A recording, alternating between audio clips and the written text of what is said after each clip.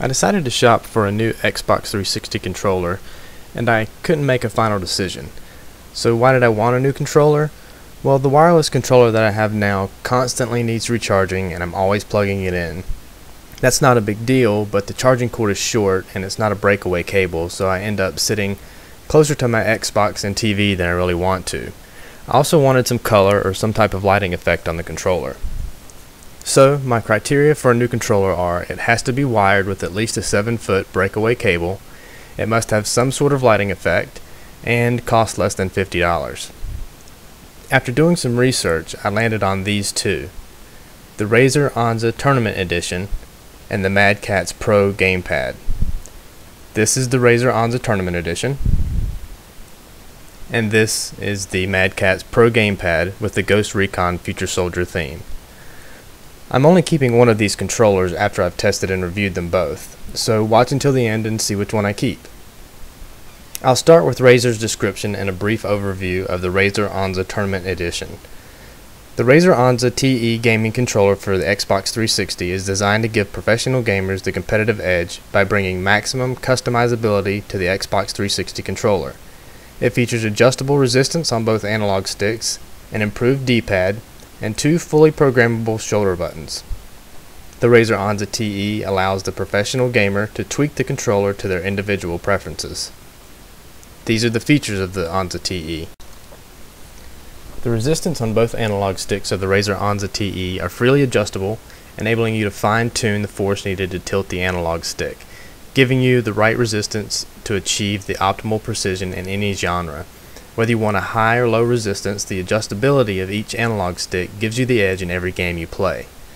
There are 2 extra buttons positioned above the trigger buttons on both shoulders of the Razer Onza TE that put the commands you deem most important at your fingertips, whether it's one of the action buttons, A, B, X, or Y, the analog stick, an additional bumper or trigger button, etc. These multifunction buttons will let you activate mission-critical commands at the most comfortable location for maximum adaptability in the heat of battle. Finally, the legendary Razer Hyper Response technology allows you to activate buttons faster to fire shots and initiate combos instantaneously, while reassuring you with a crisp, tactile feedback. The backlit buttons are designed with a shorter travel distance and minimized debounce time to increase your activation speed to stay ahead of the competition.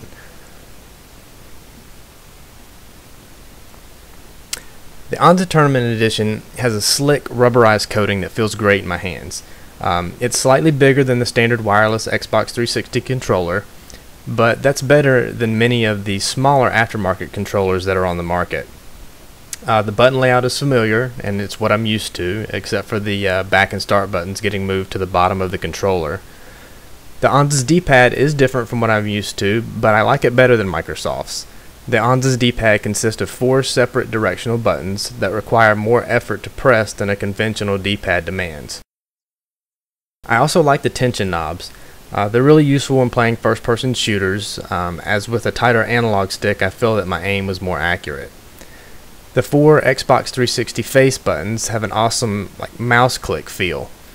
Imagine what it's like to click a mouse button and then try to picture that same tactile feedback on a game controller.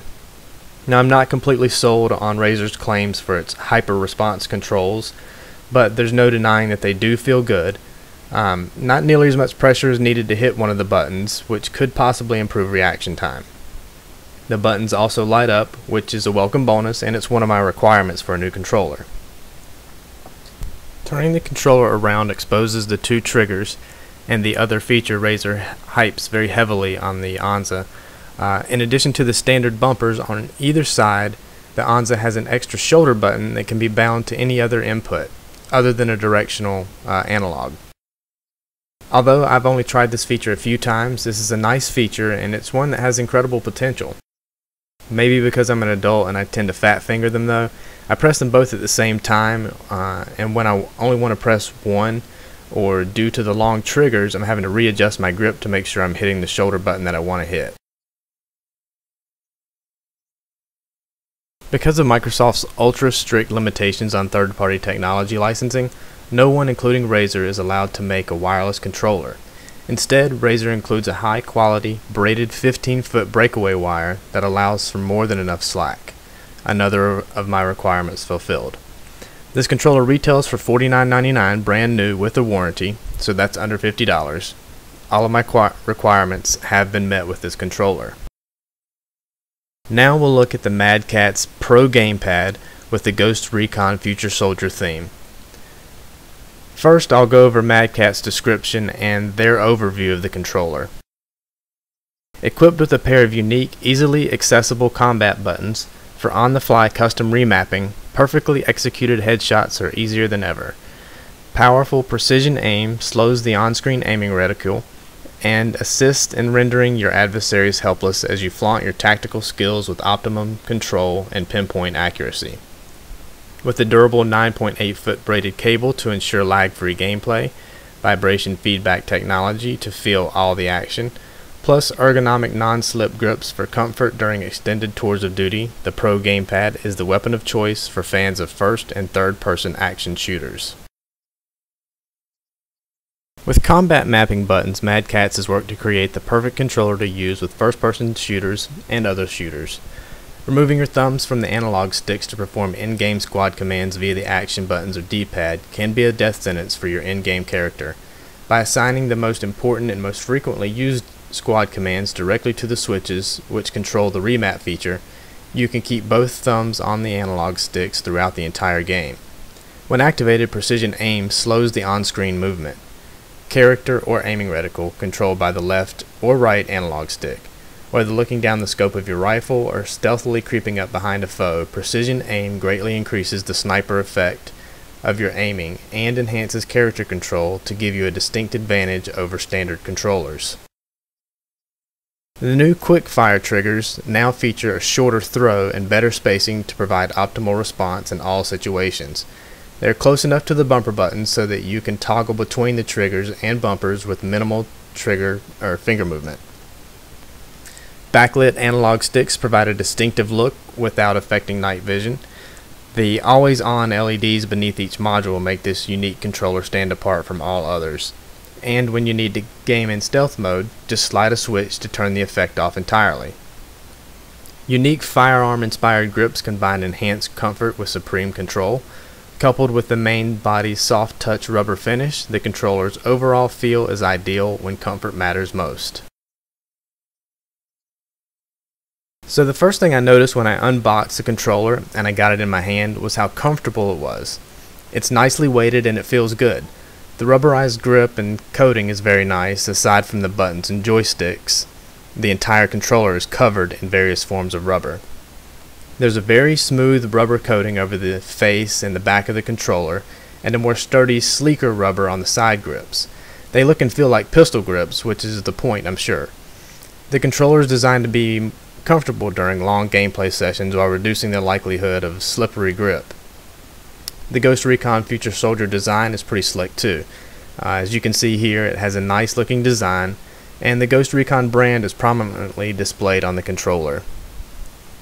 The joystick clicks and motion are much sharper and more defined, providing a great deal of accuracy and precision.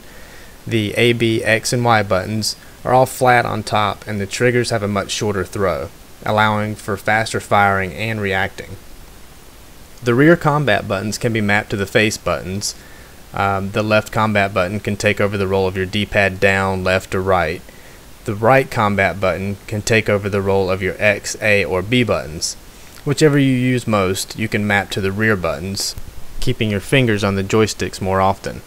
Unfortunately, due to my grip, the combat buttons require me to shift my hand a little bit in order to use them. Because of this, I really don't use them yet. It may be due to my large grip or my grip habits, but it takes some time and grip adjustment to get the full benefit from those combat buttons.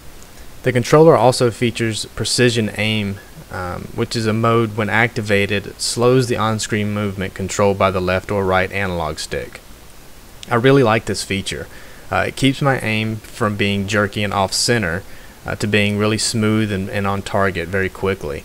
The controller's LED lights beneath each analog stick provide a nice, cool backlight effect, which is also one of my control requirements. Going back to what I said before, because of Microsoft's licensing, no one is allowed to make a wireless controller but them. Instead, MadCatz includes a high-quality braided 9.8-foot breakaway wire that allows for plenty of slack. So again, all of my requirements have been met with this controller as well. So which one did I choose between the two? I chose the MadCatz Pro GamePad. The Razer Onza is a great controller unless you favor fighting games, then the Onza may fall a bit short of meeting your needs due to the D-pad. For me, I like it. I think it's an excellent controller and it fits my style, my criteria, and my game style preferences. I just like the MadCatz better. It felt better in my hands, it looks better, and the precision aim feature works better than the adjustable analog sticks.